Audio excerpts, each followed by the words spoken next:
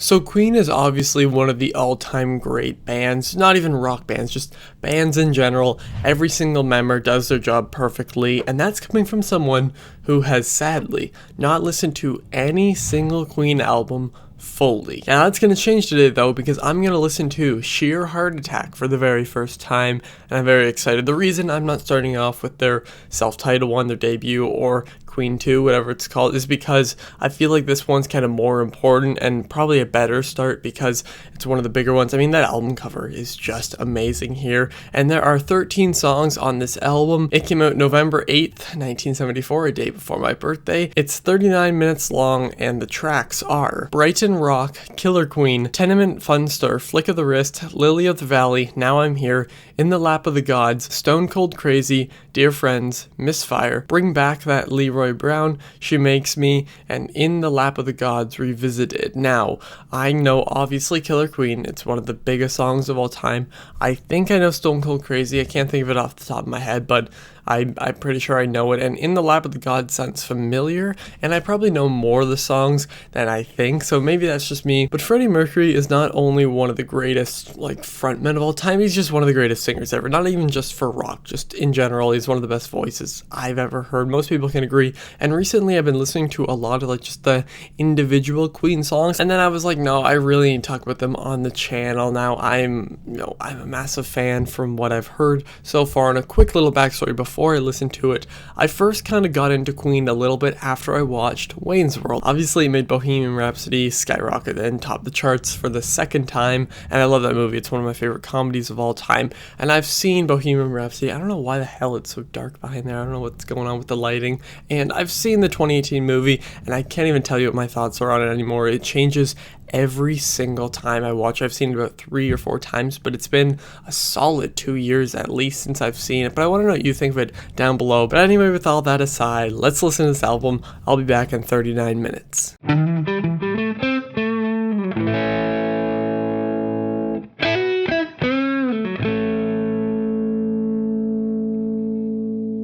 Well, I must say, this was everything I wanted it to be, and actually even more. I have a lot to say about specific songs here, and I do have to talk a little bit quicker here compared to other videos because, again, we're going everywhere this month because we finally can, so we're driving for 4 hours. Hopefully this video does come out today, but this album was perfect. There really is absolutely nothing wrong with it. It has no aspect that really stands out to me, no song that stands out to me as the weakest one.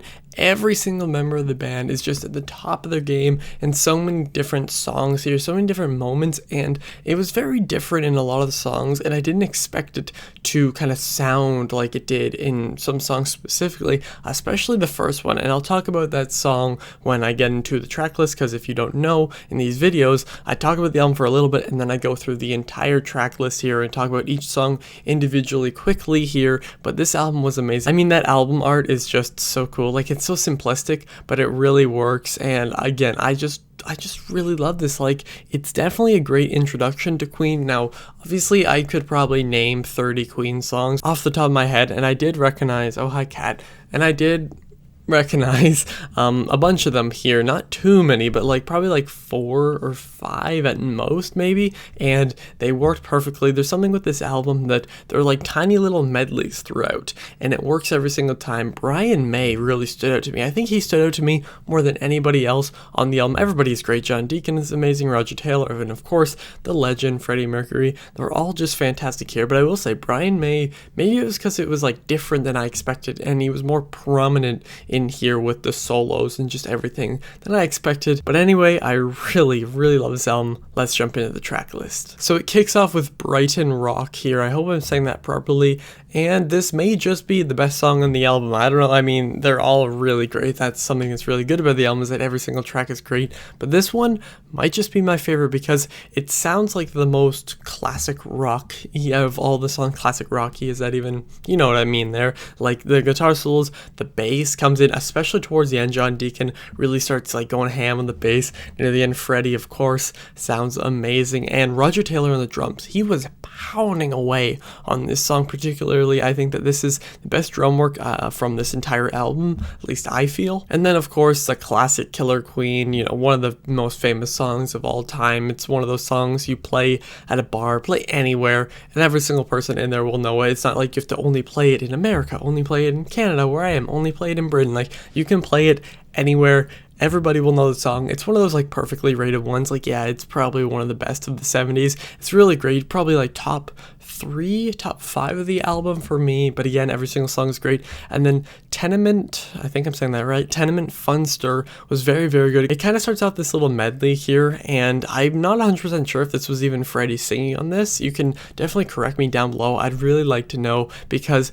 it didn't exactly sound like him. It was much deeper voice than normal, but Freddie does also have this amazing range, so it easily could have been him. Of all the great songs here, this one was probably on the weaker end, but it's still an amazing song. And then Flick of the Wrist, I recognize the chorus, I think, and kind of like, not exactly the guitar, but just kind of the beat of the song in a way. Not the drums, not the bass or anything, but kind of like the beat of the song, if that makes sense. And then my favorite of this little medley, I think it ends here, I don't think it keeps going with Now I'm Here, is Lily of the Valley, top 3, top 5 songs of the album. Again, it's short, it's only 1 minute and 44 seconds, but it's this really like slower, beautiful song that almost feels like, what's the word, like fragile, I guess, like kind of weaker, but not in like a less quality way, like kind of a more calmer, more vulnerable song, if that makes sense. That's really going into it. Now I'm Here is very good. It's a lot longer than I think the last 4 songs here, not as long as Brighton Rock, but it's 4 minutes and 18 seconds,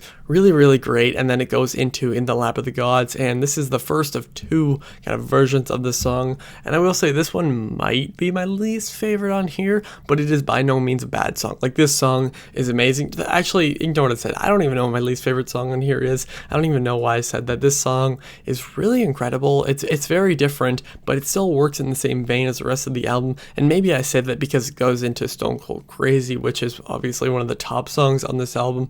Really great. I knew I'd recognize this one going into it, and I did, and it really works well. Like, I don't know, that title is just iconic in its own right. And then Dear Friends is really great. Again, it's very short. I think it's the shortest song on the album. Yes, it is 1 minute and 8 seconds, very, very short, but works really, really well. It's kind of like this slower, very beautiful song that I could see myself listening to like before bed or something. And then Misfire, again, is one of the shorter ones. It's 1 minute and 49 seconds. I think it's the 3rd shortest on the album, if I'm looking at this correctly. But even with a song that's 1 minute and 49 seconds, Queen still finds like the best way to bring it out, I feel. And then Bring Back That Leroy Brown almost feels like an older kind of like 50s song. Like, I looked it up, and apparently it is written by either Freddie or Brian, I can't exactly remember, but I thought it was like one of those Motown songs. Like, you know how the Beatles kind of covered some of those early on, especially with the Beatles, that album, which I have talked about. I'll link that up here,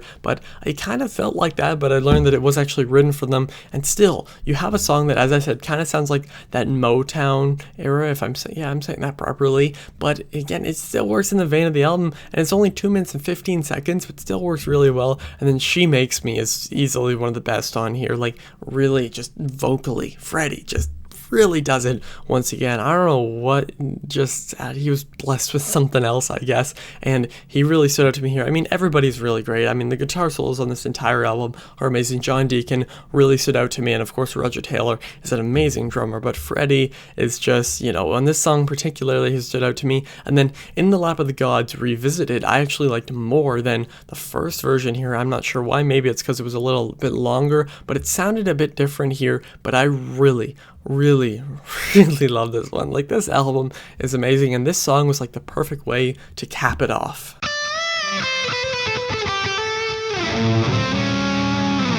Sheer Heart Attack is just an amazing album. It's a perfect introduction to Queen, or at least Queen's albums, all the way through. I loved every single song on it, and I want to know what your favorite song on the album is, or top 3, anything like that. How do you rank all the songs if you want to go that far? And where does this album rank amongst their other albums? Soon I will talk about the next album.